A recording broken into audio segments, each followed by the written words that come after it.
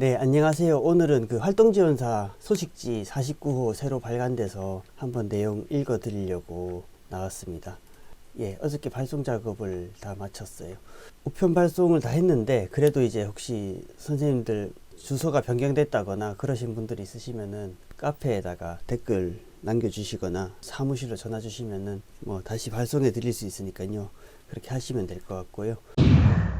발행 일자는 1월 4일입니다. 첫면은 많은 분들이 관심을 가지는 임금 얼마냐 이 내용인데요.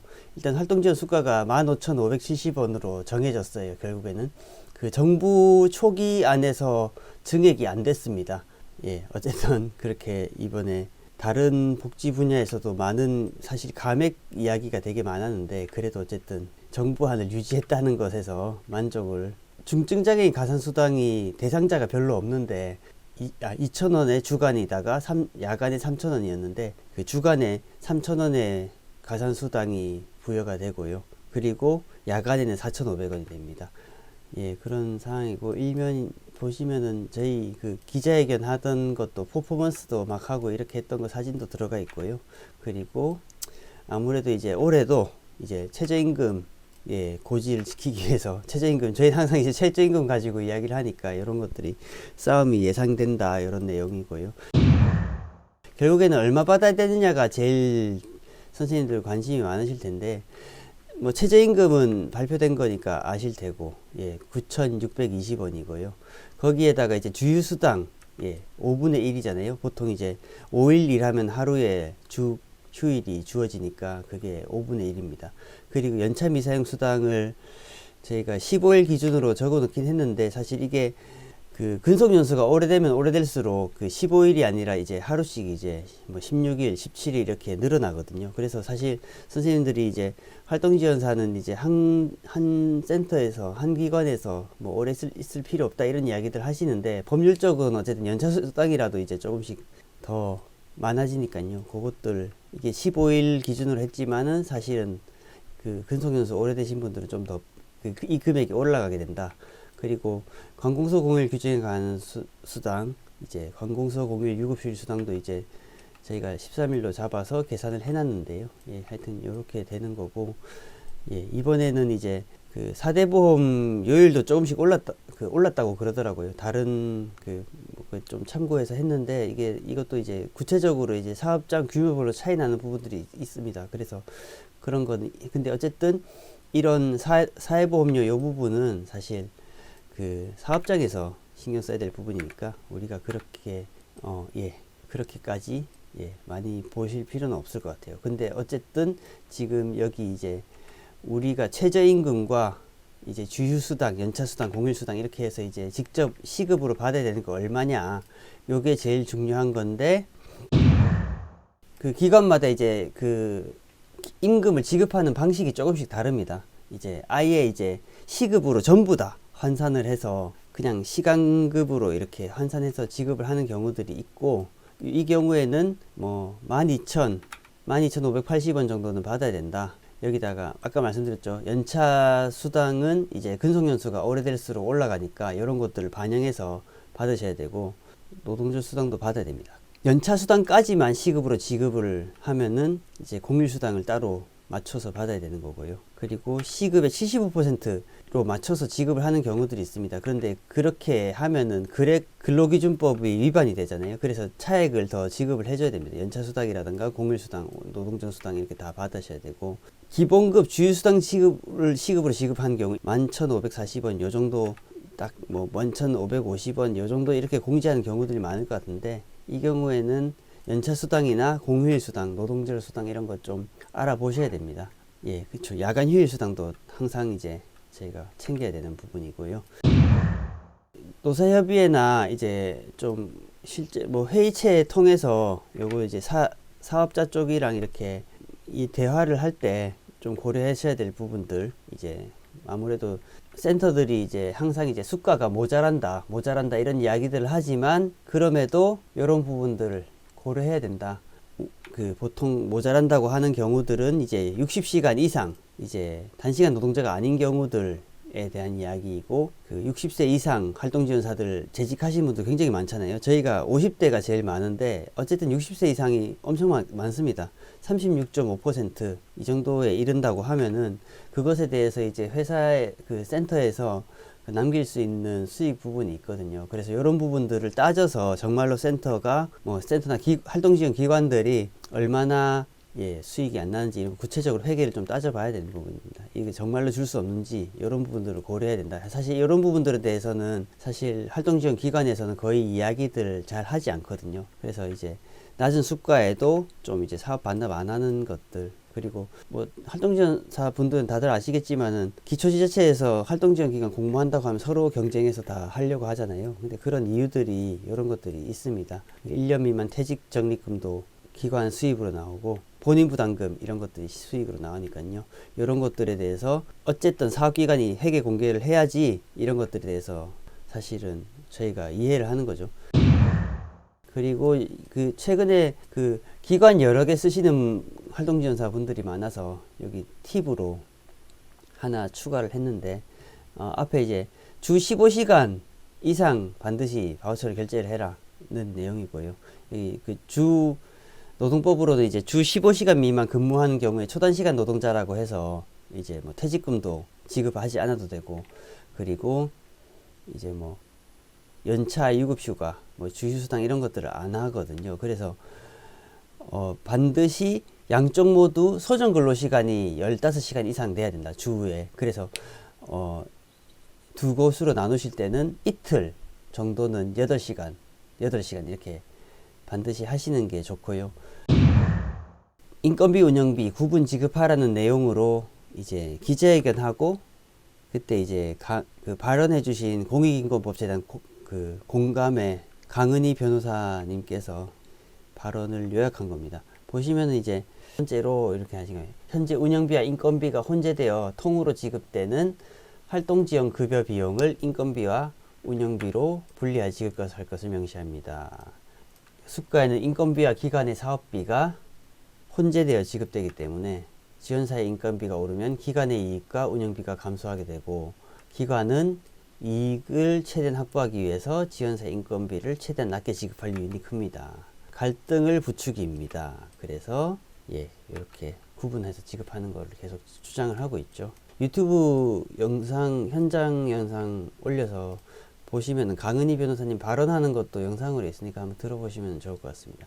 수가 인건비 분리 지급하라 이런 것들이 사진 한 것과 이제 활동지원사 모임 한 것들을 이제 사진으로 실었습니다. 그리고 6면 같은 경우 노동조합법 2, 3조 개정 내용이잖아요. 뭐 그 노조법 2, 3조 내용은 어쨌든 이제 노동자 범위랑 사용자 범위에 대한 것이 문제잖아요.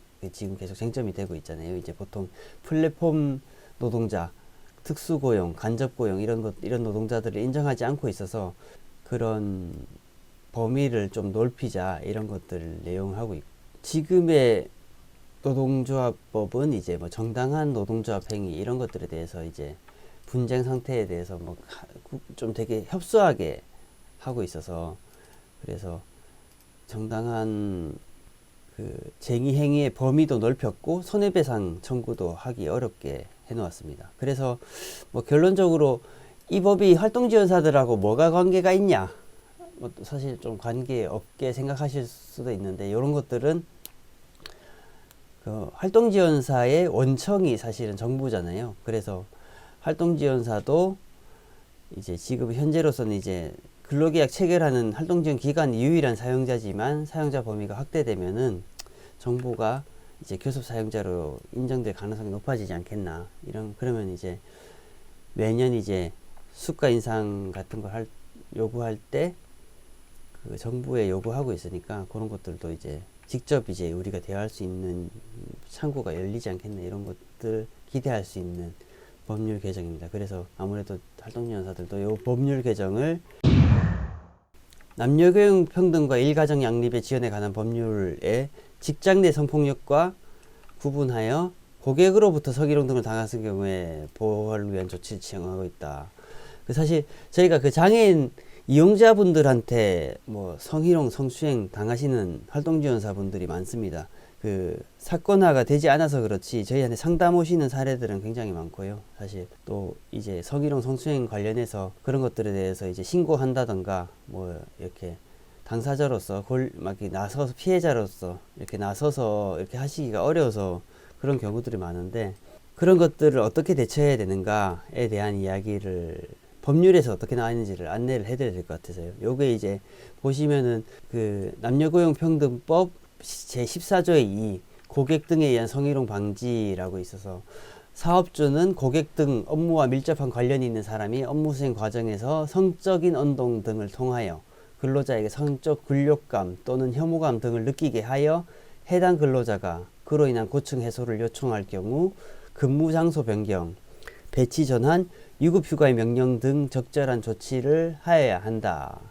여기서 중요한 게 뭐냐면은 해당 근로자가 고충 해소를 요청할 경우에요. 여기서 실제로 저희가 이제 이 건으로 이제 한번 이제 노동청을 한번 다녀왔는데, 요거에서 이제 근로자가 고충 해소를 요청을 했느냐, 이제 유급 휴가를 요청을 했느냐 안 했느냐를 그 감독관들이 따지더라고요. 그러니까 요청을 안 했으면은 사업주는 안 해도 된다. 사실 이게 저희가 봤을 때는 이게 이제 노동자가 이 권리를 모를 수도 있는 거잖아요. 근데 이런 것들에 대해서 꼭 요청을 해야지만이 보장하게 되어 있는 것 자체가 좀 문제가 있지 않나 생각은 드는데, 어쨌든 지금 현행 법이 이런 상황이니까요.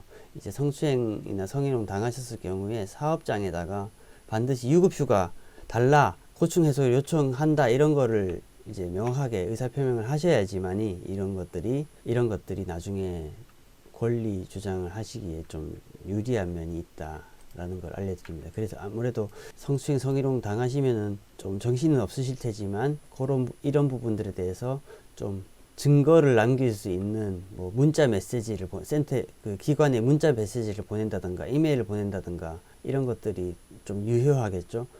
카톡을 보내고 캡처를 해놓는다든가 이런 것들이, 전화를 하고 녹음을 한다든가 이런 방법들이 있을 텐데요. 이런 것들을 고충해서 요청을 먼저 하시는 게 중요하다. 그것이 중요하다라는 것을 알려드리는 내용입니다. 지금 아무래도 이제 피해 당하시면은 노동조합이랑 이제 여성단체 등과 상담하여 준비하는 것이 필요하다는 게 중요하죠. 예, 중요합니다. 아무래도 사업장 입장에서는 이런 것들을 이제 문제가 없는 사업장으로 보이는 게 더 좀 중요하게 생각들을 하잖아요. 그래서 그런 것들, 아무래도 노동자 입장에서 말하는 것은 아무래도 노동조합이다. 그리고 이거 보수교육 수당 관련해서 마지막으로 다루고 있는데요. 사실 교육비 지급에 대해서 질문들을 가끔 해주세요. 보수교육 받았는데 뭐 수당을 받은 적이 없다. 주는 곳도 있는데 얼마냐. 뭐 어디는 뭐 50% 준다 그러고 어디 10,000원을 준다 그러고, 이게 다 제각각이잖아요. 그래서 요거를 물어보시는데, 일단은 보수교육비 지급은 기본적으로 이제 노동시간으로 볼 수 있는지, 교육시간을 노동시간을 볼 수 있는지, 이게 제일 중요합니다. 이제 근로기준법상 노동시간 이 정의가 이게 뭐 휴게시간 관련해서도 동일한데요. 그 노동시간은 사용자의 지휘감독 아래 근로를 제공하는 시간이다. 이 지휘감독이라는 것이 이게 굉장히 중요하거든요. 여기서 그래서 이제 반드시 참석해야 한다면은 근로시간을 볼 수 있고, 이에 따른 임금과 수당을 지급을 해줘야 됩니다. 그래서 그 어떤 활동지원 기관들 같은 경우에는 뭐 임금 이야기하고 이렇게 이야기하면은 그냥 안 와도 돼요 이렇게 말하면은 뭐 사실 선생님도 보수교육 참여하셔야 될 이유가 없죠. 그러니까 자신의 시간을 내실 필요가 없습니다. 그리고 근무도 아니게 되고, 그래서 그 기관에서는 임금을 줄 의무도 벗어나게 되는 거죠. 그래서 뭐 활동지원 기관 경우에 따라서는 교육 안 와도 된다 이렇게 하는 데는 안 가시고 임금 안 받으시고 이렇게 되는 거죠. 그런데 지침에서는 어떻게 돼 있느냐, 이제 지급해야 되는 교육 시간에 대해서 몇 가지 안내를 하고 있죠. 일단은 의무적으로 실시하도록 되어 있는 각종 교육, 이거는 근로시간에 해당된다. 이게 법률상으로 이제 성희롱 예방 교육, 안전보건 교육 이런 것들은 이제 법률상으로 사용자가 시행할 의무들이 있습니다. 그렇기 때문에 이것들은 반드시 해야 되는 것이고, 또 노동자들한테 반드시 참여하라고 하겠죠. 그래서 이제 근로시간에 해당되므로 노동임금을 지급을 해야 되는 것이고, 그 외에 권고되는 수준의 교육은 근로시간으로 이제 센터에서도 그냥 반드시 하라 이런 경우들이 아니면은 근로시간을 보기가 어려워서 이제 수당 지급도 사업자 입장에서는 수당 지급을 안 해도 됩니다. 그리고 이제 복지부 지침에 따라서 이제 의무 일반에서 말하는 경우들이 있죠. 그래서 연 2회 이상, 그리고 그 반드시 해야 되는 교육을 정하는 것들이 장애 유형 및 정도에 따른 활동 지원 급여 제공 방법, 제공 기준 및 절차에 의해 응급처치 요령, 부정수급 예방을 위한 청년 교육 등에 대해서는, 그리고 장애인 인권 및 장애인 활동지원사 재난 대응 교육은 연 1회 이상 교육을 실시할 의무를 명시하고 있어서, 그럼 법정 교육이랑 또 여기서 말하는 뭐 보수 교육들 있잖아요. 연 2회 이상, 1회 이상 이런 것들을 결국에는 해야 되는 교육이죠. 그 활동지원 기관들이 필히 해야 되는 교육에 해당하므로 교육비를 지급을 해야 됩니다. 기관에 따라서는 교수교육이라고 하면은 전부 다 교육비를 지급하는 경우들이 사실은 그게 편하죠, 실무적으로. 그래서 그렇게 하는 기관들이 있고, 아예 뭐 이렇게 의무라고 하는데도 뭐 안 주는 경우들이 있습니다. 이런 경우에 어쨌든 사업주가 어떻게 말하느냐, 이 교육은 필수 교육이고 반드시 해야 된다라고 말하면서 임금 주거나, 아니면은 그냥 안 와도 된다라고 말하면서 임금을 안 주거나, 이 둘 중에 하나인데요. 그런데 여기서 중요한 겁니다. 아무래도 이제 이런 것들이 평가에는 반영이 되는데 선생님들이 많이 왔으면 좋겠잖아요. 그래서 이제 선생님이 많이 왔으면 좋겠으니까 말로는 많이 뭐 반드시 오셔야 돼요 이렇게 말을 하면서 임금을 안 주는 경우들이 있습니다. 이런 경우에는 근로기준법 위반이 되니까요. 반드시 이제 노동조합과 상담을 해서 권리를 찾자, 이런 내용으로. 그러면 오늘의 소식지 읽어드리는 건 이 정도로 하고요. 혹시 뭐 다른 거 궁금하신 거 있으시면 언제든 댓글이나 카페, 저희 노동조합 카페에 올려주시면은 이제 바로바로 댓글로 대답 드리는 경우도 있고요. 뭐 질문이 많다 이러면은 영상으로 해서 정리해서 올려드리도록 하겠습니다. 그럼 오늘의 영상은 이 정도로 하고요. 다음에 찾아뵙겠습니다. 감사합니다.